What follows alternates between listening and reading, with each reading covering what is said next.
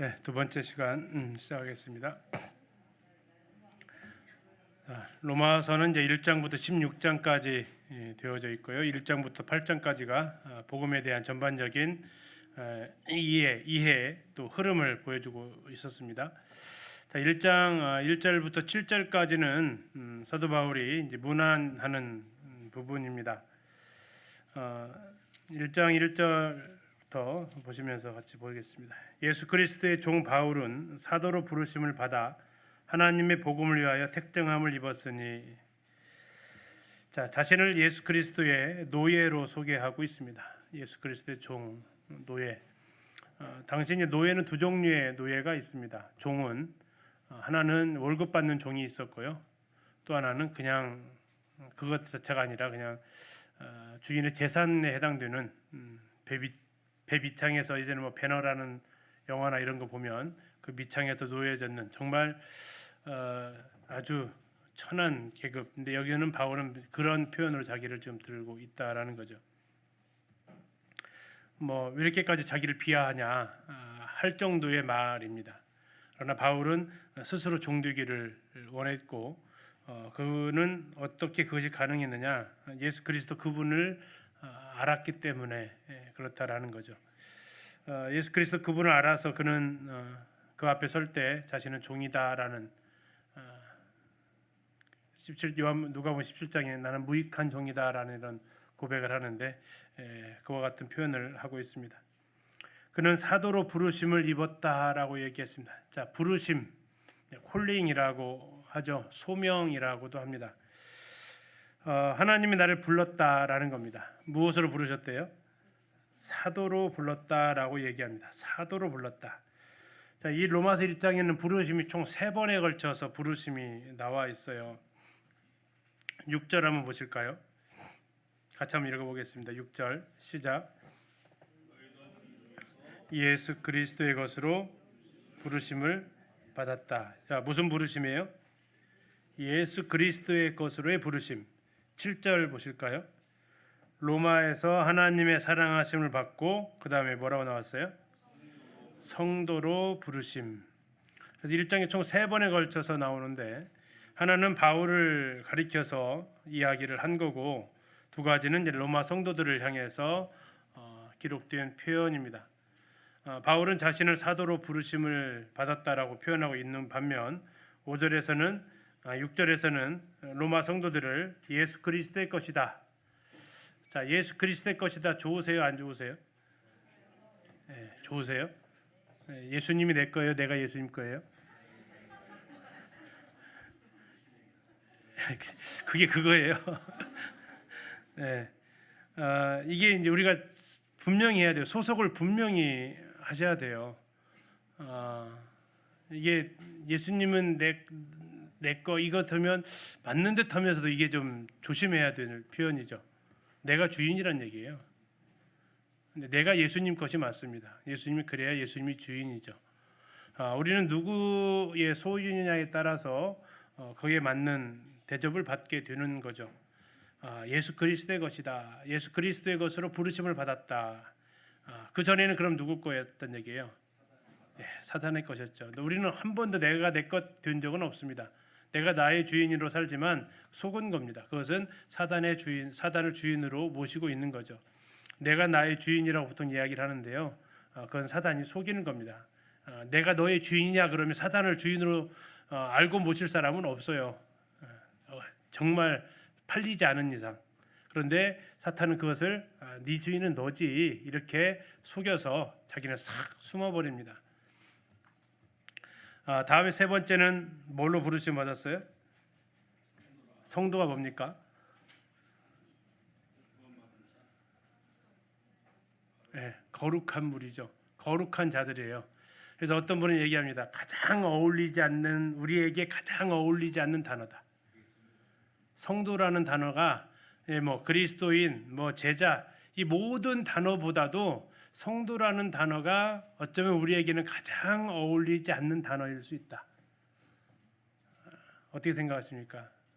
말도 안 됩니까? 아니면 공감이 돼요? 공감이 되죠. 근데 우리를 성도라 부르셨다라는 거죠. 우리를 거룩하다 부르셨다라는 거죠.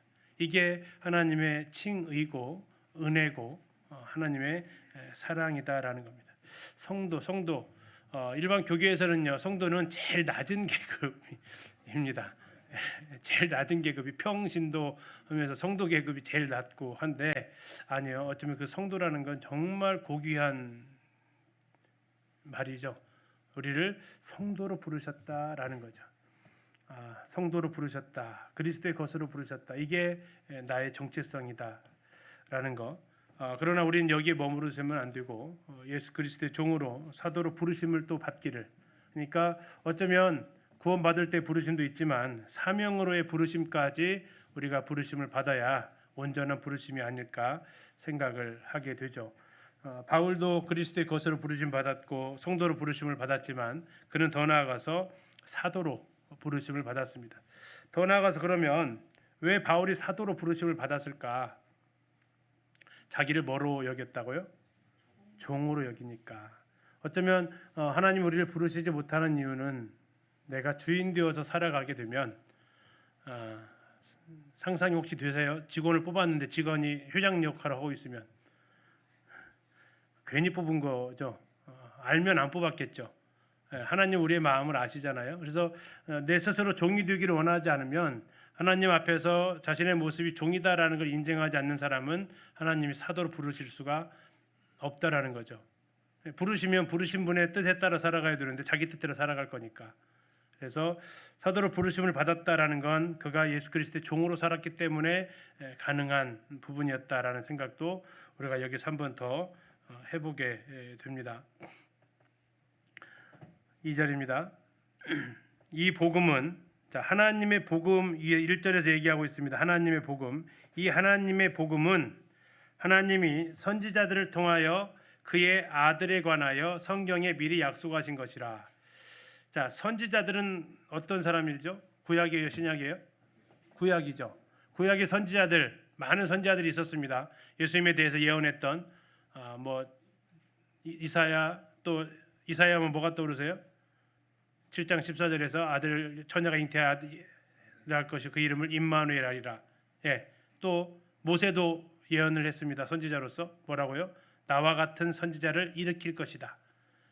구약에 스가랴도 나귀 타고 이 땅에 오실 메시아, 이런 모습들 구약의 많은 선지자들을 통해서 약속했다라는 거죠. 다시 말하면 뜬금없이 나타난 분이 아니다. 예고되어져서 탄생하셨던 분이다. 자, 선지자들을 통하여 그의 아들에 관하여 성경에 미리 약속하셨다. 이것 말고도 놋뱀을 통해서, 성막을 통해서, 제사들을 통해서, 절기들을 통해서, 온갖 구약의 사건들을 통해서 앞으로 이러한 메시아가 오실 것을 뭐 하셨다고요? 약속하셨다라는 겁니다. 그래서 구약이라고 하잖아요. 그리고 신약이라고 하고, 구약에 오실 메시아를 약속하셨고 신약에는요 오신 메시아, 그리고 다시 오실 메시아를 이야기하고 있다라는 거죠. 이건 하나님께서 약속하셨다라는 겁니다. 약속의 주체가 하나님이시다라고 나오죠. 이 복음은 하나님이 약속하신 것이다. 누구를 통해서? 선지자들을 통해서. 누구에 대해서? 그의 아들에 대해서. 그리고 요한복음에서 이렇게 얘기하죠. 성경의 주제가 누구라고요? 너희가 성경에서 영생을 얻는 줄 생각하고 성경을 상고하거니와 이 성경이 곧 내게 대하여 증거했다. 누구요? 예수님 아들에 대하여. 1장 2절에 나오죠. 아들에 관하여. 이 히브리에서 또 나옵니다. 이렇게 성경 자체가 예수 그리스도에 관한 책이고 예수 그리스도에 관한 복음이다라는 겁니다. 3절입니다. 그의 아들에 관하여. 자, 그의 아들은 누구 아들이에요? 하나님의 아들 예수 그리스도입니다. 아들에 관하여 말하면 육신으로는 다윗의 혈통에서 나셨고, 제가 예수님의 인성을 가리키는 거죠. 예수님의 인성. 다시 말하면 당시 영주주의자나 이런 사람들이 얘기했던 것처럼 예수님은 세례 받을 때 잠깐 임하는 이런 분이 아니라 어떻게 하셨다고요? 처음부터 육신으로 태어나셨다고요. 처음부터 그분은 다윗의 혈통, 다윗의 자손으로 마태복음 1장에 나와 있는 그 모습으로 그분은 이 땅에 태어나시. 이게 예수님의 인성. 다음에 4절.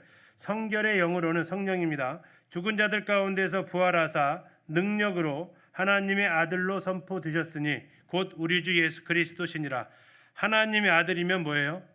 신성이죠. 그걸 어떻게 했다고 말하고 있냐면 성결의 영으로 성령으로 죽은 자들 가운데서 부활하셨다라고 나옵니다. 자, 성경에서 예수님의 부활을 하나님이 부활시키셨다고 표현하는 곳도 있고요. 예수님이 직접 자신의 능력으로 부활하셨다라는 것도 표현하고 있어요. 다 맞습니다. 근데 여기서는 지금 무슨 표현을 하고 있어요? 예수님 그분이 뭐 하셨다고요? 예, 그분이 부활하셨다라는 겁니다. 그리고 그분의 부활의 그 능력으로 하나님의 아들이셨구나라고 선포가 되어졌다라는 거죠. 그것이 곧 예수 그리스도의 신성입니다. 이게 3절과 4절은 예수 그리스도의 인성과 신성을 다 말해주고 있는데 구약에서 그걸 다 말해주고 있었어요. 구약에서 분명히 그분은 어떻게 태어난다고요? 여자의 후손으로 온다고요. 그거 뭐예요? 예수님의 인성이다. 그리고 그분은 죽으실 것이고 다시 살아나실 거. 예수님께서 요나의 비유를 통해서 인자도 밤낮 사흘 동안 땅에 있다가 일어나신다고 했단 말이에요. 예수님의 부활을 약속하셨어요. 그래서 그것을 통해서 신성으로 입증하셨다. 예, 육신으로 태어나기 위해서는 육신으로 태어난다는 걸 통해서 인성을 말했던 구약의 선지자들의 약속을 이루셨고, 다음에 그분은 부활을 통해서 그분은 하나님이시다라는 것, 이것을 또 증명해내셨고, 이것이 바로 복음이고 하나님 아들에 관한 부분이다. 그래서 예수 그리스도에 관한 이 두 부분은 그분의 성육신부터 시작해서 죽으심과 부활까지 다 아우르고 있습니다. 4절까지요. 5절입니다. 그로 말미암아 예수 그리스도로 말미암아 우리가 은혜와 사도의 직분을 받아서 그의 이름을 위하여 모든 이방인 중에서 믿어 순종하게 한다. 이게 바울의 사명이죠. 모든 이방인 중에서 믿어 순종하게 하는 것. 이게 바울이 에베소서 우리가 이제 앞으로 보겠지만 이게 한 축이라는 겁니다. 교회는 이방인과 유대인이 하나 되어질 수 있는 곳. 중간에 막힌 담을 예수님이 육체로 허셔서 둘이 한 세 사람을 지으신 것. 바울은 그 중에서 이방인 파트를 맡았고 나머지 11 제자들은 유대인 파트를 맡았고, 그래서 바울은 얘기합니다. 모든 이방인 중에서 믿어 순종하게 하는 것, 이게 바울이 맡겨진 사도로서의 부르심을 받은 사명이다. 1절과 연결이 되어집니다. 근데 그걸 뭐라고 표현했냐면 은혜와 사도의 직분을 받았다, 이렇게 이야기하고 있다라는 겁니다. 우리가 은혜와 사도의 직분을 받아서 그의 이름을 위하여, 결국 구원받는 이 부분들도 예수 그리스도를 위한 부분이라는 것을 다시 확인할 수 있습니다.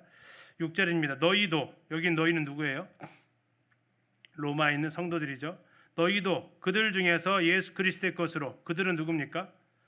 많은 세상 이방인 중이죠. 모든 이방인을 가리키고 있습니다. 자, 로마에 있는 성도들도 이방인들 중에서, 이방인이 다 구원받은 게 아니고 이방인들 중에서 누구의 것으로? 예수 그리스도의 것으로 부르심을 받았다라는 겁니다. 바울은 사도로 부르심을 받아서 그들에게 복음을 전했고, 그들은 그 복음을 듣고 하나님의 것으로 부르심을 받았고, 그래서 7절에 로마에서 하나님의 무엇을 받았어요? 하나님의 사랑하심을 받고, 이 단어를 한번 조용히 묵상해 보면 참 은혜가 됩니다. 전주에서 하나님의 사랑하심을 받고, 전주에서 하나님의 사랑하심을 받고, 성도로 부르심을 모든 자에게, 성도라 부르심을 받은 나에게, 전주에서 하나님의 사랑하심을 받고 성도로 부르심을 받은 나에게, 우리에게 커다란 은혜가 되어집니다. 하나님의 사랑하심을 받았다라는 것, 그리고 성도로 부르심을 받았다라는 것, 그리고 그 자들에게 주신 약속은 뭡니까? 하나님 우리 아버지와 주 예수 그리스도로부터 무엇과 무엇이요? 은혜와 평강. 은혜는요 헬라어입니다. 카리스라고요. 은사를 가리켜서 카리스마라고 표현하는데 은혜는 카리스입니다. 헬라어입니다. 평강은 아시죠? 평강은 뭐죠? 샬롬입니다. 샬롬. 히브리어로 샬롬입니다. 바울은 이 두 단어 헬라어와 히브리어를 같이 이곳에서 사용을 합니다. 믿는 유대인과 믿는 이방인이 한 새 사람이 되었다라는 사실을 여기서 말하고 있다라는 거죠. 주 예수 그리스도로부터 은혜, 어떤 은혜일까요? 우리가 구원받은 은혜일 수도 있겠지만 이들은 어차피 성도잖아요. 그러면 그 은혜를 넘어서서 이제 그리스도인의 삶을 살아가게 하시는 그 은혜, 평강은요 역시 하나님과 화평이지만 이들이 이미 구원을 받았기 때문에 어쩌면 이 어지러운 세상 속에서 우리가 평강을 누리면서 살 수 있는 그 하나님의 평강, 이 구원받을 때 은혜와 평강이 아니라 구원받은 이후에도 우리의 삶 속에서 은혜가 필요하고 구원받은 이후에도 우리에게는 하나님이 주시는 그 평강이 우리 삶 속에서 필요하다라는 것을 아울러 생각해 보게 됩니다. 왜요? 이미 앞에서 성도로 불렀다라고 했기 때문에 여기서 말하는 은혜가 구원받는 은혜가 아니고 여기서 말하는 평강이 하나님의 징벌로부터의 평강이 아니라 구원받은 자들 안에서 이루어지게 되는 은혜, 그리고 그 평강, 그리고 은혜가 헬라어, 평강이 히브리어를 아울러 쓰면서 유대인과 이방인 안에서 또 이루어지는 은혜와 평강의 모습을 함께 아울러서 말하고 있습니다. 1절에서 7절까지 세 번의 부르심, 사도로의 부르심, 그리스도의 것으로의 부르심, 하나님의 성도로의 부르심을 우리는 사모하고 하나님의 사랑을 입은 사람이다라는 것을 우리는 기억하게 됩니다. 8절입니다. 먼저 내가 예수 그리스도로 말미암아 너희 모든 사람에 관하여 내 하나님께 감사함은 너희 믿음이 온 세상에 전파되었다. 자, 로마 교회를 향한 칭찬입니다. 자, 로마 교회를 향한 칭찬. 바울이 로마의 소문을 들었다라는 거죠. 무슨 소문입니까? 로마 성도들의 믿음의 소문을 들었다라는 겁니다. 그리고 그 믿음의 소문을 통해서 하나님께 감사한다. 그래서 우리도 누군가를 대할 때 첫인사가 어떠면 좋아요? 칭찬하시라고요. 칭찬. 칭찬. 그래서 우리가 서로 칭찬을 해서 바울이 이렇게 안부를 전하고 있습니다. 9절 내가 그의 아들의 복음 안에서 내 심령으로 섬기는 하나님이 나의 증언이 되시거니와 항상 내 기도에 쉬지 않고 너희를 말한다. 자, 또 바울은 증인으로 누구를 자꾸 들러세우죠? 우리가 고린도후서도 봤는데 하나님이 증인이래요. 왜 하나님이 증인일까요? 자, 무엇으로 하나님을 섬긴다고 나와 있어요? 심령으로 섬기는 하나님. 그러면 사람들은 증인으로 설 수 있어요, 없어요? 왜 못 쓰죠? 안 보이잖아요. 그 사람의 마음 중심으로 섬기는 하나님을 누구라서 알 수 있어요? 누구만 아신다고요? 그건 하나님만 아시기 때문에 누구를 증인으로 세울 수 있는 영역이 없어요. 그러면 우리도 이렇게 말할 수 있으면 얼마나 복된 자일까요? 하나님이 내가 심령으로 섬기는 것에 대해서 하나님이 증인이시다. 다시 말하면 나는 사람 눈 의식에서 섬기는 거 아니고 내 마음에 하나님 그분만을 바라보면서 섬기는 사역이다라는 고백이죠. 어쩌면. 그래서 때로는 오해받을 수도 있고 때로는 인정 못 받을 수도 있지만 그건 그에게 그렇게 중요한 게 아니고 바울은 알았습니다. 뭘? 하나님이 내 심령을 아신다라는 거. 그래서 그가 고백을 하는 것이 이 고백이죠. 감히 어떻게 하나님을 증인으로 내세울 수 있을까 싶은 거죠. 하나님 너 정말 그랬냐? 이러면 얼마나 당혹스럽겠어요. 근데 바울은 얘기합니다. 뭐라고요? 내 심령으로 섬기는 하나님이 나의 증인이다. 그것이 뭐의 증인이냐? 항상 내 기도에 쉬지 않고 너희를 말한다라는 거. 그러면 기도할 때마다 로마 교회를 말 안 했으면요. 하나님 뭐라고 하실까요? 너 지금 거짓말해서 이거 바로 들통나는 거짓말. 모든 성도들이 안다 했으면 괜찮겠지만 하나님은 다 아시니까 그럼에도 그가 이렇게 말할 수 있다라는 건 정말 매 순간마다 항상 로마 교회를 향해서 기도를 했다라는 거죠. 10절입니다. 어떻게 하든지 이제 하나님의 뜻 안에서 너희에게로 나아갈 좋은 길 얻기를 구하노라. 참 우리의 바람직한 행동 또 선택하는 모습입니다. 자, 하나님의 뜻 안에서 너희에게 나아갈 좋은 길을 얻기를 구했다. 이게 뒤바뀌게 돼요. 내가 가는 게 하나님의 뜻이냐, 하나님의 뜻이어서 갔냐, 그게 그거 같잖아요, 그렇죠? 아까 예수님이 내 거예요, 내가 예수님 거 하는 것처럼. 근데 우리는 이거 가끔 뒤집어서 행동을 많이 하게 돼요. 왜 그거 했어? 그러면 이게 하나님의 뜻이어서 이렇게 했어. 하나님의 뜻으로 생각해서. 하나님의 뜻을 자꾸 조심없이 붙이면 참 위험해질 수 있다라는 겁니다. 그러나 바울은 먼저 하나님의 뜻 안에서 뭐 했어요? 좋은 길 얻기를 구했어요. 하고 나서 하나님의 뜻으로 갖다 붙이는 게 아니라 하나님의 뜻 안에서 이것을 행하고 구하고 이것을 행했다라는 거죠. 11절입니다. 내가 너희 보기를 간절히 원하는 것은 어떤 신령한 은사를 너희에게 나누어 주어 너희를 견고하게 하려 함이니. 자, 이제 이 신령한 은사 때문에 약간 번역이 좀 헷갈리는 경우가 있는데, 신령한 은사를 다른 분에서는 이렇게 표현했습니다. 영적인 축복을 이렇게 표현했어요. 다시 말하면 내가 너희 보기를 간절히 원하는 것은 어떤 영적인 축복을 너희에게 나누어서 너희를 견고하게 하려고 했다. 영적인 축복, 다시 말하면 하나님의 말씀을 통해서, 복음을 통해서 그들을 돕고자 했다라는 뜻을 이렇게 해석하시면 되겠습니다. 뭐 특별한 은사를 얘기하는 게 아니고 그것을 어떻게 할 수 있느냐? 12절부터 나와 있기 때문에 그렇습니다. 곧 했죠. 곧. 이게 신령한 은사를 나누어 준다는 게 뭐냐?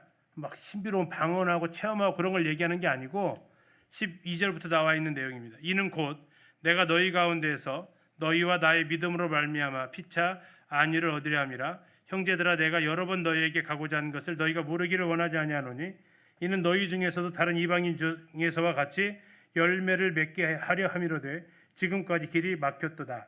자, 여기서 말하는 열매는 무슨 열매일까요? 구원의 열매를 이야기하겠죠. 그래서 바울이 기도했던 것이 로마에 가서 복음을 전하면서 아마 성도들을 통해서 위로받고, 로마 성도들은 바울을 통해서 위로받고, 그래서 피차 아니한다고 나오는데 서로 이렇게 위로받고 또 복음을 전해서 그들이 구원받아서 하나님 앞에 영광 돌리고, 이게 말하면 신령한 은사, 영적인 축복을 이야기하고 있다라는 거죠. 그런데 문제는 뭡니까? 13절에 지금까지 길이 막혔다. 자, 길이 막혔다. 어떻게 막혔을까요?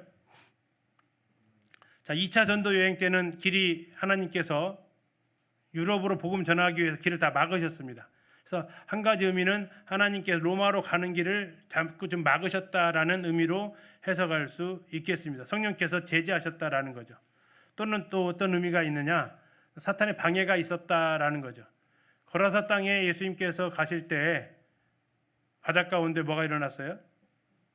폭풍우가 일어납니다.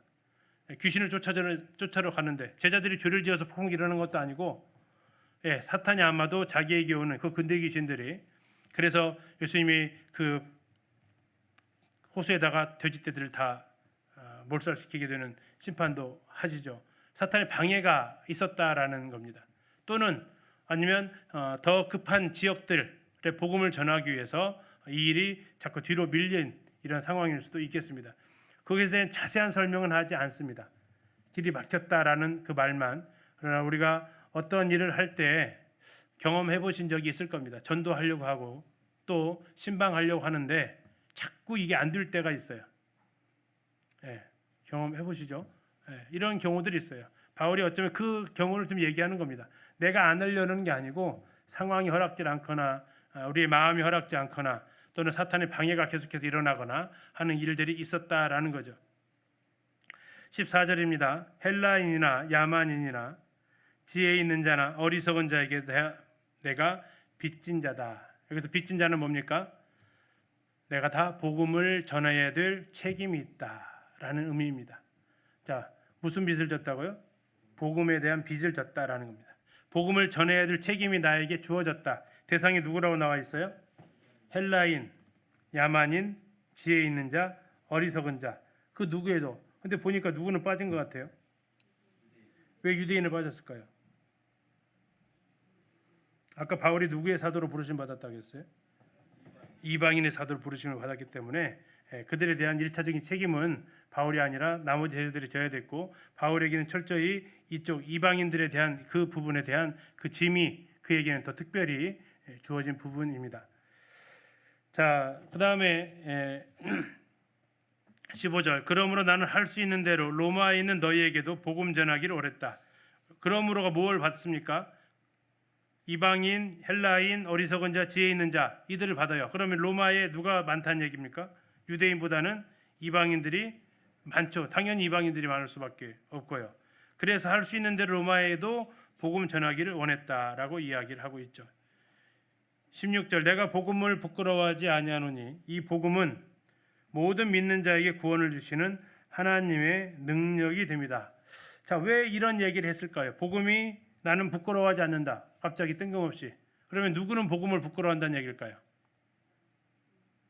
자, 우리 고린도전서 혹시 기억나세요? 1장에서 십자가의 도가 멸망하는 자들에게는 미련하게 보인다라고 했어요. 또 헬라인들에게는 한번 찾아보실래요? 고린도전서 1장입니다.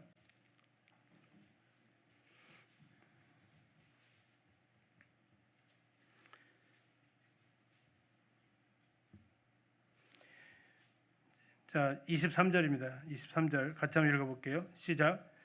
우리는 십자가에 못 박힌 그리스도를 전하니 유대인에게는 거리끼는 것이요 이방인에게는 미련한 것이에요. 자, 지금 바울이 15절에서 14절에서 말했던 이들은 다 이방인들인데 이들은 십자가를 가리켜서 뭐라고 얘기한다고요? 미련하다고요. 그럼 미련한 것을 믿으면요. 미련한 걸 믿으면 창피한 거라는 얘기예요. 그러나 바울은 나는 복음을 한 번도 부끄러워한 적이 없다. 다시 말하면 복음은 미련한 것이 아니다라는 거죠. 왜 그러느냐? 내가 복음을 부끄러워하지 않는 이유는 이 복음은 모든 믿는 자에게 구원을 주시는 뭐라고요? 하나님의 능력이다. 자, 헬라인들은 복음은 미련한 것이라고 얘기를 했단 말이에요. 미련한 것이다. 어리석은 것이다. 말도 안 되는 얘기다. 그런데 바울은 얘기합니다. 그렇지 않다. 복음은 하나님의 능력이다라고 이야기를 했다라는 겁니다. 복음은 하나님의 능력이다라는 겁니다. 모든 믿는 자에게 구원을 주시는 하나님의 능력이다. 하나님의 아들을 믿는 모든 자에게 하나님이 주시는 구원의 능력이 복음이다라는 것. 그래서 그는 복음을 부끄러워하지 않는다. 지금 복음을 받을 대상들은 십자가의 이 복음은 미련한 것이라고 치부하겠지만 전혀 그렇지 않다. 이 복음을 받아들인 사람은 하나님의 아들로 거듭나는 일이 일어난다. 17절 복음에는 뭐가 나타난다고요? 하나님의 의의가 나타난다. 믿음으로 믿음에 이르게 한다. 오직 의인은 믿음으로 말미암아 살리라 얘기합니다. 복음에 하나님의 의의가 나타난다라고 얘기하고 있습니다. 여기서 말하고 있는 하나님의 의의는 어떠한 의일까요? 하나님의 의. 이것은 죄인을 의롭게 하시는 하나님의 의입니다. 죄인을 의롭게 하시는 하나님의 의. 경건하지 못한 죄인들을 어떻게 의롭게 하셨다고요? 그 아들의 공로를 통해서 의롭게 하셨다라는 겁니다. 그분은 아들을 보내셔서 죄인을 위한 대속물로 죽게 하셔서 우리를 의롭게 하시게 의롭도록 하셨다라는 것. 이게 바로 하나님의 의입니다. 하나님께서 그분의 아들 믿는 모든 자들에게 의롭게 하시는 신분을 주신 것. 이것도 또한 하나님의 의입니다. 하나님의 의는 반대가 하나님의 불의죠. 의와 반대말은 불의입니다. 옳지 않음입니다. 그러나 여기서 나타난 하나님의 의는 죄인이라 할지라도 아들을 믿음으로 의롭게 되는 의, 그리고 그 하나님의 의가 우리에게 전가된 그 의. 그래서 이건 하나님의 복음에 그대로 나타났다. 이것이. 그러면 이 복음을 받아들인 사람은 무슨 일이 벌어진다고 나와 있어요? 하나님의 의가 나타나면 그 다음에 뭐가 나와 있습니까? 믿음으로 믿음에 이르게 한다. 무슨 말 같아요? 믿음으로 믿음에 이르게 한다. 처음부터 끝까지 믿음으로 살아간다라는 겁니다. 중간에 율법이 들어오지 않고 중간에 행위가 들어오지 않고, 그래서 17절에 말씀 하박국 말씀을 인용을 하죠. 2장 4절 말씀을 오직 의인은 뭘로 살아요? 믿음으로 말미암아 산다. 믿음으로 의롭다함을 받은 자든 믿음으로 의롭다함을 받은 사람은 살게 된다라는 의미를 가지고 있습니다. 이게 신약에 총 3번 언급이 되는데 여기에서는 이제 그런 의미입니다. 믿음으로 말미암아 산다. 믿었기 때문에 살게 되었다라는 겁니다. 오직 믿었기 때문에, 그 한 가지 때문에 우리는 의롭다함을 얻었다라는 거. 이게 복음이고 하나님의 능력이고 하나님의 의다. 그래서 바울은 이것을 계속해서 전하기를 원했다라는 겁니다. 그리고 나서 이제 18절부터 그 복음을 전하기 시작을 합니다. 17절까지는 이제 복음, 16절, 17절은 이제 복음을 전하는데 복음을 간단하게 요약을 했고요. 18절부터는 이제 복음을 전하는데 제일 먼저 뭘 접근하냐면 죄를 접근합니다. 세 부류의 죄인이 나옵니다. 아까 우리가 전체 개관할 때 했습니다. 첫 번째 누가 죄인이라고 했습니까? 이방인들이 죄인인 사람들입니다. 이방인 죄인. 이 사람들의 특징은 뭡니까? 나는 몰랐다 하는 사람들입니다. 나는 몰랐다. 나는 복음을 몰랐다. 그러나 그들에게 하나님께서 말씀하시는 것은 아니다. 나는 너희를 알게 했다. 첫 번째는 너희 양심이 그걸 얘기하고 있고, 두 번째는 만물이 얘기하고 있다. 그리고 또 때로는 이방인에게라도 하나님을 전한 사람도 있었다. 그런데 너희들이 받아들이지 않았다. 모든 사람들이 다 하나님을 알게 된 것은 아니더라도 알게 된 사람도 있었다라는 겁니다.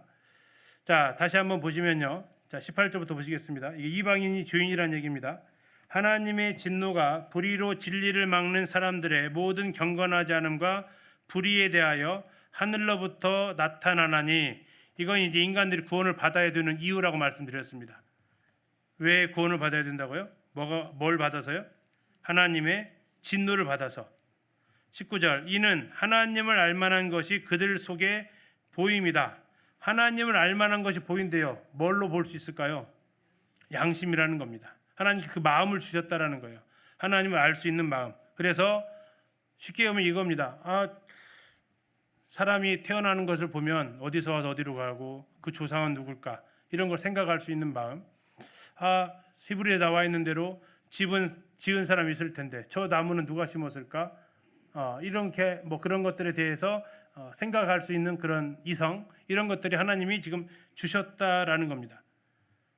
이는 하나님 알만한 것이 그들 속에 보임이라. 하나님께서 이를 그들에게 보여주셨다라는 겁니다. 20절입니다. 창세로부터 그의 보이지 아니하는 것들, 곧 그의 영원하신 능력과 신성이 그가 만드신 만물에 분명히 보여 알려졌나니, 그러므로 그들이 핑계하지 못할지니라.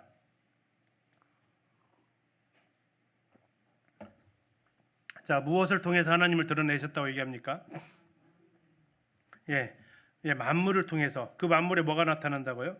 하나님의 능력과 신성이 나타난다라는 겁니다. 개집을 만드는 걸 보면 그 사람의 실력을 알 수 있죠. 102층 롯데타워를 만든 거 보면 그 실력을 알 수 있고요. 그 사람이 뭘 만들었느냐에 따라서 그 사람 실력이 나타납니다. 터키 땅 가보면 그 다리를 우리나라에서 놨어요. 그래서 지난번 터키 지진 났을 때 일본이 예의주시했어요.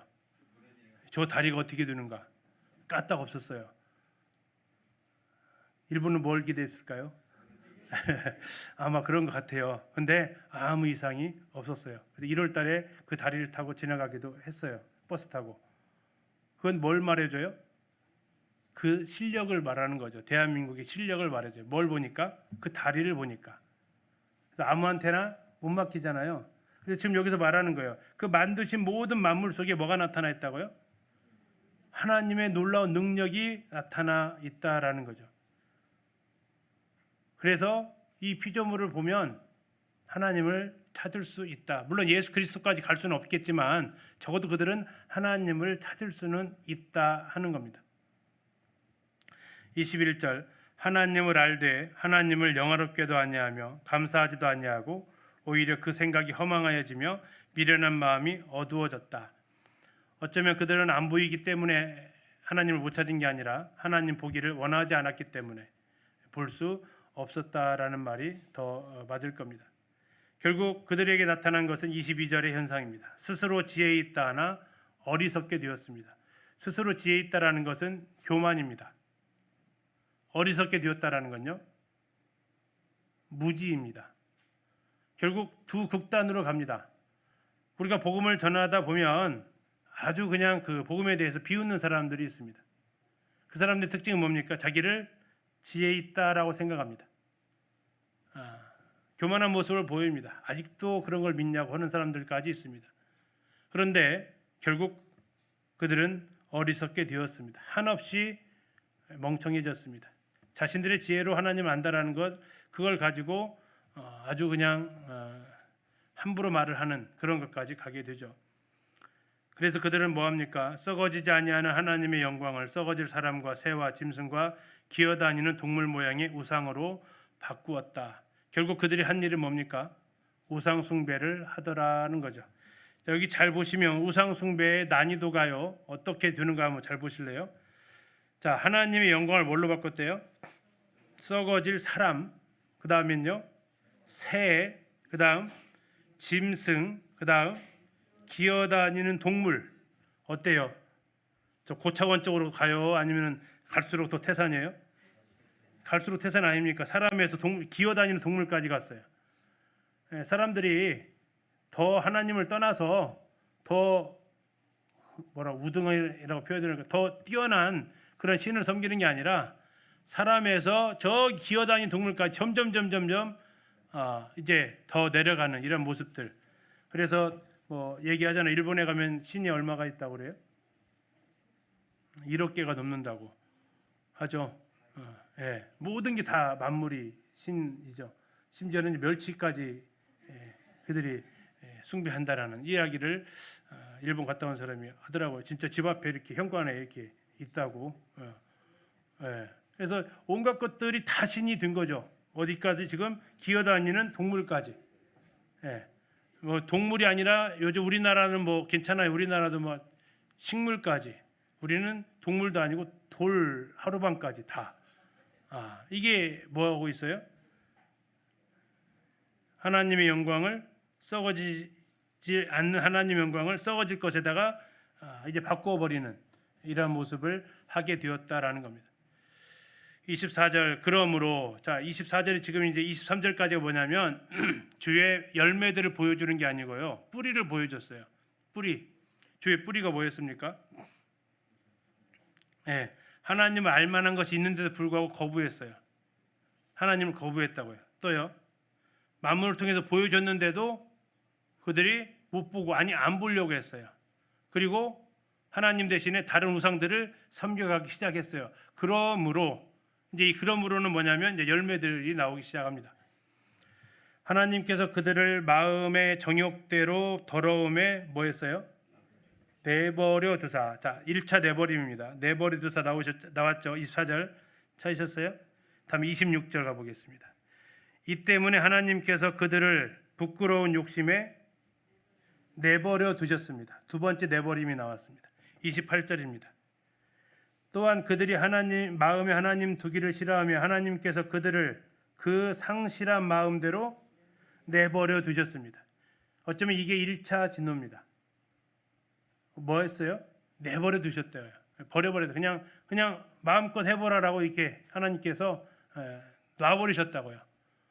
한번 해봐라고 이렇게 지금 하나님이 어쩌면 이 진노를 지금 1차로 내린 겁니다. 근데 이게 최종 진노가 아니다라는 거죠. 자, 그러면 첫 번째 마음의 정욕대로 더러움에 내어버려 두셨습니다. 무슨 일이 벌어졌나 보십시오. 그들의 몸을 서로 욕되게 하셨으니 그들의 몸을 서로 욕되게 했다라는 건 몸으로 짓는 성적인 음행들입니다. 간음하고 음란하고 음행하는 매춘하는 이런 것들이 나타났다라는 거죠. 25절 이는 그들이 하나님의 진리를 거짓 것으로 바꾸어 피조물을 조물조보다 더 경배하고 섬김이라. 자, 이러한 이러한 그 음행은 출처가 다 어디서 나오냐면 우상 숭배에서 나옵니다. 고린도에 가보면 아프로디테 신전에 신녀들이 1000명이 있었다고요. 신녀들이 1000명. 자, 이게 그들이 그냥 이렇게 홍등가에서 몸 파는 사람들이 아니고 그 신을 섬기는. 그래서 그들이 오히려 그곳에 가서 그런 행동을 하는 것에 대해서 자책감도 들지 않게 하는 이런 일들을 그들이 하게 됐다라는 겁니다. 주는 곧 영원히 찬송하실 이시지만 그러나 그들은 그것을 바꾸어 버려서 우상 숭배라는 거짓 것을 선택하면서 진리 되신 주님을 버림으로써 이렇게 나타나게 됩니다. 이게 첫 번째, 마음의 정욕대로 내버려뒀더니 서로 몸을 서로 욕되게 하더라라는 겁니다. 자, 두 번째, 부끄러운 욕심에 내버려 두셨습니다. 그러면 상태가 더 좋아졌을까요? 더 안 좋아졌을까요? 더 안 좋아집니다. 더 안 좋아진 상태를 26절부터 얘기합니다. 잘 보십시오. 이 때문에 하나님께서 그들을 부끄러운 욕심에 내버려 두셨으니 곧 그들의 여자들도 순리대로 쓸 것을 바꾸어 영리로 쓰며 그와 같이 남자들도 순리대로 여자 쓰기를 버리고 서로 향하여 음욕이 부릴 듯하며 남자가 남자와 더불어 부끄러운 일을 행하여 그들의 그릇됨에 상당한 보응을 그들 자신이 받았느니라. 자, 무엇 하고 있는 것 같아요? 동성애를 이야기하고 있습니다. 자, 상태가 더 좀 안 좋아졌다고 말씀드렸습니다. 지금 마음의 정욕대로 내버려 둔 음행하고 간음하고 하는 것은 그래도 이성끼리 하는 행동들이었습니다. 그런데 이제 더 나아갔습니다. 죄는요 거기서 머무르지 않기 때문에 영리로 썼다라고 나와 있습니다. 영리. 이 하나님께 순리대로 되어지신 것을 뒤집어 버렸다라는 거죠. 그래서 그들이 한 것은 결국 동성애로 나아갔다라는 겁니다. 그 결과 그들은 27절에 말하고 있는 대로 그 그릇 때문에 상당한 보응을 받았다라는 거죠. 그것으로 인해서 그들은 몸에 무슨 일이 벌어져요? 병을 얻었죠. 대표적으로 에이즈라고 얘기하지만 지금도 동성애자들 한결같이 그것과 관계없다라고 부르짖고 있지만 그렇지 않습니다. 이건 하나님께서 레위기에서도 그만 말씀이죠. 레위기 20장 13절에 누구든지 여인과 동침하듯 남자와 동침하면 둘 다 가증한 일을 행하면즉 반드시 죽일지니 자기의 피가 자기에게로 돌아가리라. 이렇게 나와 있습니다. 남자와 남자가 여자가 여자가 하는 이 동성애 이런 성적인 관계, 특별히 더 위험한 것이 이제 남자와 남자들끼리 하게 되면서 말하기도 참 그 역겨운 학문 선교를 하게 됩니다. 텔레비전에서 그 학문 선교 했던 사람이 나오고 있죠. 머리 벗어진 남자 있습니다. H씨. 그분이 뭐 한때 그 고백같이 했죠. 자기 청소년기 때 자기가 이렇게 겁탈을 당했다. 그 이후로 자기가 이제 이 동성애에 대해서 호기심이 생겼고 자기가 뭐 연예인 되기까지 300번인가요? 그러한 동성 섹스를 즐겼다. 그러면서 나중에 그에게 나타난 질병이 관략근이 약해져 가지고 하루에도 10번 이상씩 화장실을 가야 되는, 왜냐하면 관략근이 조여주지 못하니까 흘러내리니까 기저귀를 차고 살아야 되는, 그러면서도 매스컴에 나와서 아주 웃으면서 하고 있죠. 그것을 갖다가 한국에서 방송에서 전혀 뭐 제재 없이 그런 농담을 또 다 받아주는 문화가 되어져 버렸습니다. 몸에 상당한 보응을 받은 것임에도 불구하고 그들은 여전히 이것을 즐기고 있고, 오늘 또 이쪽 동성애 반대하는 쪽에서 문자가 왔는데 인천에서 퀴어 축제 또 한다고 또 합니다. 계속해서 합니다. 아주 꾸준히 합니다. 이게 무슨 결과라고요? 부끄러운 욕심에 내어버려졌더니 그들이 이제는 영리로 써서 여기까지 나아갔다라는 거죠. 그들은 얘기합니다. 이것은 자신들도 어쩔 수 없는 거라고. 그렇지 않다라는 거죠. 이것은 자신의 취향이다라는 거지, 나는 어쩔 수 없니 그렇게 태어났다라는 것은 아니다라는 겁니다. 죄를 향한 성향이 나타난 것이고 그것에 굴복해서 그것에 끌려가고 있는 모습이지, 이건 의학적으로 심리학적으로 나를 이렇게 해주는 그런 것이 아닌데 그것 쪽으로 자꾸 이끌어 가려고 하고 있는 부분들이 점점 확대되어지고 있습니다. 세 번째는 28절입니다. 상실한 마음대로 내어버려 두셨습니다. 자, 더 안 좋아졌겠죠. 또한 그들이 하나님 마음에 하나님 두기를 싫어하며 하나님께서 그들을 상실한 마음대로 내버려 두사 뭐를 하게 했어요? 합당하지 못한 일을 하게 하셨습니다. 자, 그러면서 이제 29절부터 그 항목이 쭉 나옵니다. 아주 많이 상태가 심각해진 상태인 걸 볼 수 있습니다. 자, 곧 모든 불의는 피조물로서 창조주에 대한 그 목적을 잃어버린 인간의 모습들입니다. 추악, 적극적인 사악함, 타락한 성적인 모습, 탐욕, 더 많이 가지고자 하는 욕망, 욕심, 만족할 줄 모르는 것, 무례하게 자기 주장하는 것, 악의, 사악함, 나쁜 의지, 남에게 해를 끼치고자 하는 마음, 악의에 찬 증오심 같은 겁니다. 시기, 질투죠. 살인, 죽이는 거, 분쟁, 다투고 언쟁하는 거, 사기, 속이고 배반하는 거, 악독, 적극적으로 악을 행하고 심술을 부리고 원한을 품는 거, 수근수근 하는 거, 험담하고 소문을 퍼뜨리는 거. 30절입니다. 비방하는 자, 터무니없이 다른 사람들을 헐뜯는 사람들, 중상모략한다고 보통 합니다. 하나님의 미워하시는 자, 다시 말하면 하나님을 미워하는 자들입니다. 능욕하는 자, 무례하고 난폭한 사람들, 교만한 자, 건방지고 거만한 사람들, 남을 깔보는 사람들, 건방진 사람들을 교만한 자라고 합니다. 자랑하는 자, 과장하고 허풍 떠는 사람들, 자기에게 없는 것을 있는 것처럼, 자기가 한 것을 안 한 것처럼 하는 사람들, 악을 도모하는 자, 악을 만들고 악을 계획하는 사람들, 부모를 거역하는 자, 부모에게 불순종하는 사람들. 31절입니다. 우매한 자, 도덕적이나 영적인 분별력이 없는 사람들, 배우기를 거절하는 사람들, 배약하는 자, 자기가 불리하면 계약이나 약속을 지키지 않는 사람들, 무정한 자, 사랑 없는 사람들, 가족의 애정이 결핍된 사람들, 무자비한 자, 자비가 없는 사람들, 원한이 가득한 사람들. 한참 봤네요. 31절까지. 자, 상태가 어때요? 더 심해져 가고 있습니다. 예, 이 마음의 정욕대로 부러졌더니 온갖 음행을 행하고 부끄러운 욕심에 내버려뒀더니 동성애 행하고 상실한 마음대로 내버려뒀더니 하나님 없다는 듯이 막 살아가고 있는 게 인생의 모습이었다. 죄인의 모습이었다라는 겁니다. 이 전부 다 28절부터 나와 있는 것은 하나님을 마음에 두기를 싫어하기 때문에, 하나님이 안 계시는 게 아니라 하나님이 안 계셨으면 좋다고 생각하기 때문에 그들이 이러한 일을 하고 있다라는 거죠. 32절입니다. 그들은 누굽니까?